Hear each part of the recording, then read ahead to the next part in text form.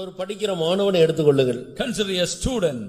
அவன் பரீட்சையில fail ஆகிவிட்டான். Suppose he is failing in an exam. முதல் முறை அவன் ஃபெயில் ஆனதை கண்டு அவன் சோர்ந்து போய் அதேரியப்பட்டு இனி எப்படி எல்லாருக்கும் முன்பாக நாம் தலையை காட்டுவது என்று சொல்லி தற்கொலை பண்ணி கொண்டான் என்று வைத்துக் கொள்ளுங்கள். Suppose first time he was unable to see all his contemporaries and colleagues and he is committing a suicide. அவன் தற்கொலை பண்ணி கொண்ட அடுத்த நாள் பேப்பர்ல வருகிறது, நாங்கள் சரியாக பேப்பர் திருத்தாதபடியினால் இந்த நபர் ஃபெயில் ஆகிவிட்டார், அவர் பாஸ் பண்ணிவிட்டார் என்று அடுத்த நாள் வருகிறது. But there is a errand is given at a correction or corrigendum that this particular number is already passed, there is some error. உயிரோடு அவர் மரித்து போனபடியினால் இந்த சந்தோஷத்தை அவர் அனுபவிக்க முடியுமா? And can he taste and enjoy the publishing because he is already no more? இல்லாவிட்டால் fail ஆகவே ஆகிவிட்டார் என்று வைத்துக் கொள்ளுங்கள். Or else you see just now he got a failing. தற்கொலை பண்ணி கொண்டா மறுபடியும் அதை எழுதி பாஸ் பண்ணி முன்னேறதுக்கு ஒரு வாய்ப்பு அவருக்கு உண்டா? Will there be an opportunity given to him, offered to him to write an exam once again and have a victory? உயிரோடு இருந்தால் மறுமுறையும் எழுத ஒரு சந்தர்ப்பம் உண்டு. Suppose he is alive, he can again walk back to the exam hall and write an exam. பலமுறை எழுதி வெற்றி பெற்றவர்கள் உண்டு. And many people thus have written many times and they mark the pass. கர்த்தருக்கு ஸ்தோத்திரம். Praise the Lord. ஆனபடியால் நான் ஸ்கூல்ல படிக்கிற நாள்ல சரித்திர புஸ்தகத்துல கஜினி முகமதா அப்படின்னு ஒருவன் 17 முறை படையெடுத்து இந்தியாவை ஜெயிச்சதாக படிச்ச ஞாபகம் இருக்கு. சரிதானே நான் சொல்றது? Yes.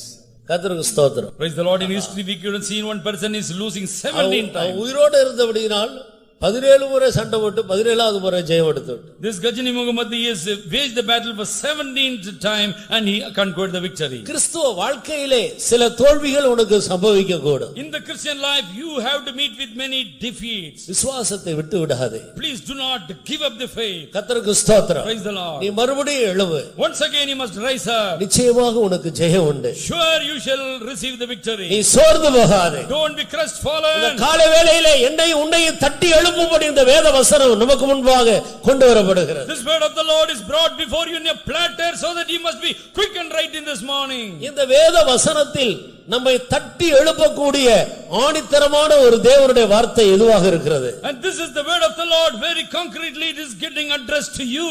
33வது வசனம் என்னை அதிகமாக ஊக்குவிக்கிற ஒரு வசனமாக இருக்கு. The verse 33 many times it used to inspire my life. தேவன் தெரிந்து கொண்டவர்கள் மேல் குற்றம் சாட்டுகிறவன் யார்? தேவனே அவர்களை நீதிமான்கள் ஆக்குகிறவர். தேவன் தெரிந்து கொண்டவர்கள் மேல் குற்றம் சாட்டுகிறவன் யார்? Who shall lay anything to the charge of God's elect? நான் தேவனால் தெரிந்து கொள்ளப்பட்ட ஒரு நபர் என்ற இந்த விசுவாசத்தில் நீங்கள் உறுதியா இருந்தால் எத்தனை பேர் குற்றம் சாட்டினாலும் தேவன் அதை குற்றமாக எடுக்க மாட்டார். Suppose that you come to the catalog of God's own elect, many people may be accusing you, you shall not be falling. பூமியில் உள்ள அத்தனை பேரும் உன்னை குற்றம் சாட்டட்டும். All the people on the earth may be accusing you with some flaw. தேவன் உன்னை குற்றவாளியாக தீர்க்க மாட்டார். But God will not condemn you and say you are கையும் மெய்யுமாக விபச்சார பாவத்தில் பிடிக்கப்பட்ட ஒரு ஸ்திரியை கொண்டு வந்து ஆண்டவருக்கு முன்பாக நிறுத்தினார். And they placed before our Lord Jesus a woman was captivated or a red-handed he was captivated. அந்த அத்தனை பேரும் ஒருவராயிலும் அந்த ஸ்திரீக்கு ஒரு ஆறுதலான வார்த்தையை சொல்லவில்லை. All the people those who brought her, nobody was to give some solace or comfort to her. எல்லாரும் குற்றப்படுத்தி கொண்டிருந்தார்கள். All people were accusing this particular woman in question. இவளை கல்லெறிந்து கொள்ள வேண்டும். And she must be pelted to death. இப்படி எல்லாரும் வந்து குற்றப்படுத்தி கொண்டிருந்தார். All the people there were accusing this woman. ஆனால் ஆண்டவர் அவள் மேல் ஒரு நோக்கம் வைத்திருந்தார். But God had some separate plan connected his life.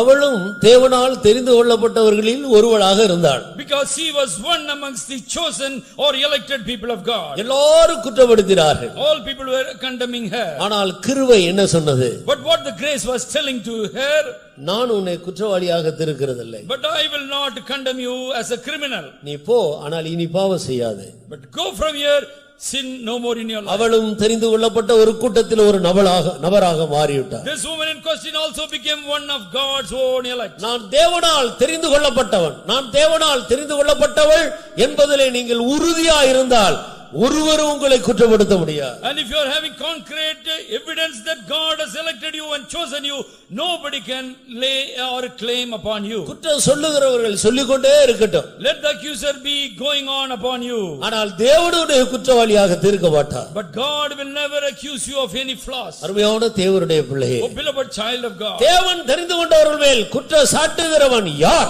who shall lay anything to God's own elect? இந்த கால வேளையிலே நீ எப்படி இருக்கிறாய்? How are you right in this morning time? இந்த கால வேளையில் இந்த தேவனுடைய வார்த்தை நீ எப்படிப்பட்டவனாக உனக்கு காட்டிக் கொடுக்கிறது? And if this word of the Lord is addressing and pinpointing your life, in which manner? உன்னுடைய குற்றங்களை உனக்கு காட்டிக் கொடுக்கிறதா? Is it so the word of God is pinpointing some flaws? மற்றவர்கள் உன்னை பற்றி இப்படி எல்லாம் குறை சொல்லுகிறார்களே என்று உன்னை அதைரியப்படுத்தும்படியாக இந்த வேத வசனம் உனக்கு காட்டிக் கொடுக்கிறதா? Or this word of the Lord is accusing you that so many people are make so much of accusation against you? இல்லை, நீ தேவனால் தெரிந்து கொள்ளப்பட்ட ஒரு நபர், உன்னை யாரும் குற்றப்படுத்த முடியாது.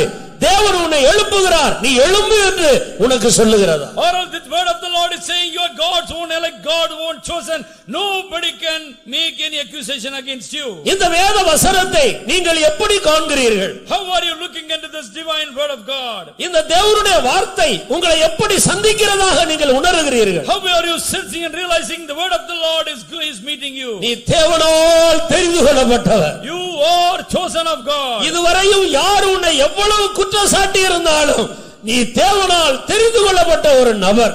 And although people may be making many false accusation against you, but you are chosen of God. நீ நஷ்டப்பட மாட்டாய். You shall not go astray. நீ தோல்வி அடைய மாட்டாய். You shall not meet defeat. இந்த கிறிஸ்துவ வாழ்க்கையில் நீ வீழ்ச்சி அடைய மாட்டாய். You shall not be stumbling and falling in your Christian race. தேவன் உன்னை தெரிந்து கொண்டிருக்கிறார். God has chosen you. நீ எழும்பு என்று இந்த வார்த்தை உன்னை உயிர்ப்பிக்கிறது. The word of the Lord is quickening you, saying you be arisen.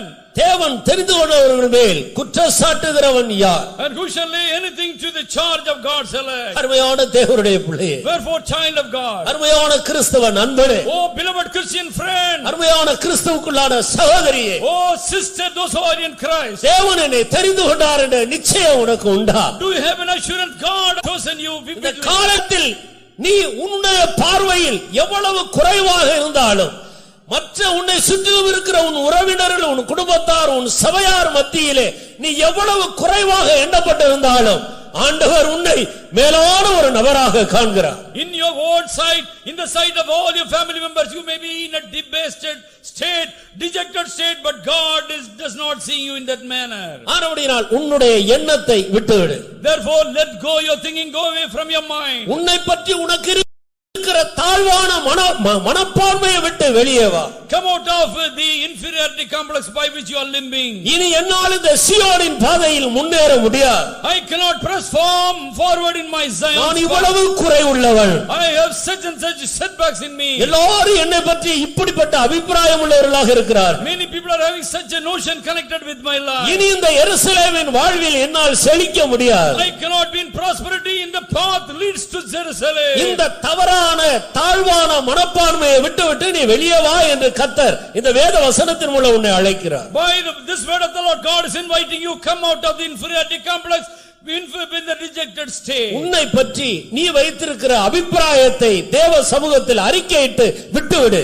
And renounce and confess all the inferiority complex what you have connected with your own life. அது தவறான ஒரு அபிப்பிராயம். It is a very wrong notion what you have connected with உன்னை you. பற்றி உன்னை சுற்றிலும் இருக்கிறவர்கள் உன்னுடைய சபையார் வைத்திருக்கிற அவ பேசுகிற அபிப்பிராயத்தை நீ மனதில் எடுக்காதே. Do not harbor the thing or accusation what your fellow men in the church they do against you. தேவனுடைய வார்த்தையை கனம் பண்ணு.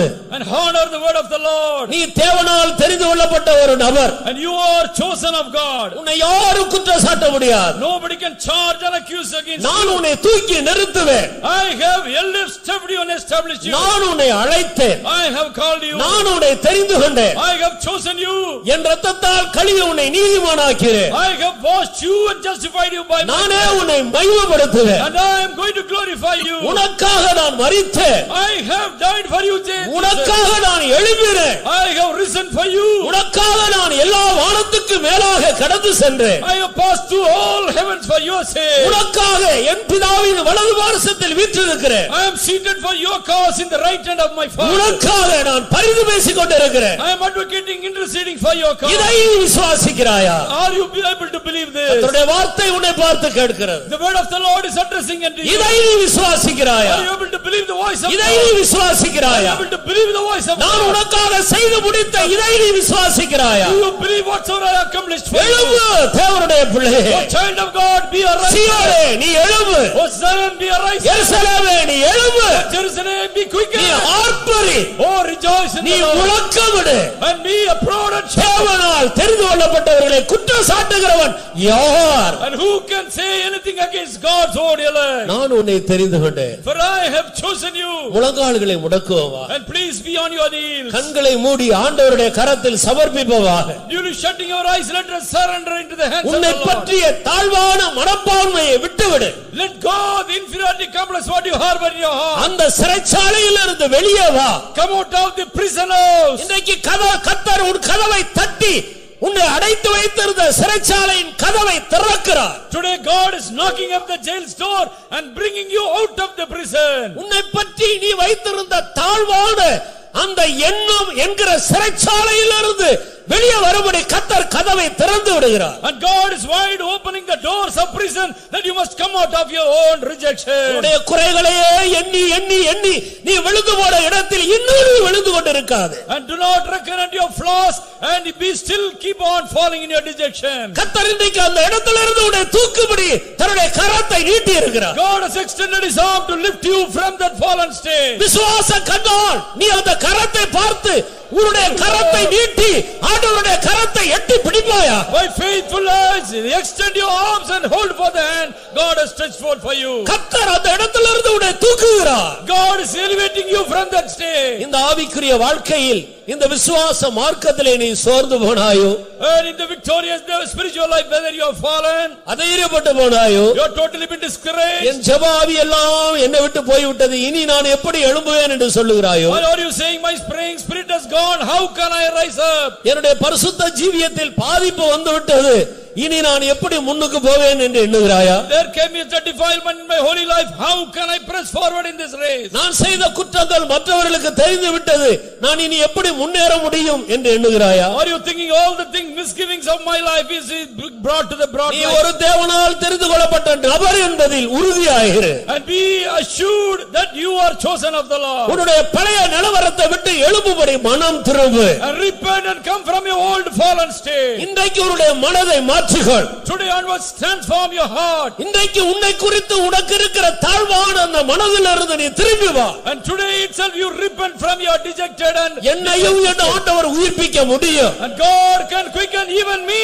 என்னையும் ஆண்டவர் சீயோனாய் மாற்ற முடியும். God can even make me also Zion. என்னையும் ஆண்டவர் எருசலேமாய் உருவாக்க முடியும். God can even make me as Jerusalem. என் தேவன் என்னை தூக்கி நிறுத்த வல்லவர். My God is well able to establish my going. குற்றப்படுத்துகிறவர்கள் குற்றப்படுத்திக் கொண்டே இருக்கட்டும். Let the accuser be continuously accusing you. கர்த்தர் உன்னை பார்த்து சொல்லுகிறார், நீ எழும்பு. And God looking at you says, you be arisen. நீ என்னால் தெரிந்து கொள்ளப்பட்டவர். You are chosen of me. நான் உன்னை தெரிந்து கொண்டேன். For I have chosen you. நான் உனக்காக மரித்து உயிர்த்தெழுந்தேன். I have died for you and be alive உன்னை for you. குற்றம் சாட்டுகிறவர்கள் யார்? And who can accuse you? யார் உன்னை குற்றம் சாட்ட Who முடியும்? can accuse you? தேவனுடைய பிள்ளையே, இந்த வார்த்தையை பிடித்துக் கொண்டு எழும்பு. Oh child of God, cleave unto the word and be arisen. Hallelujah.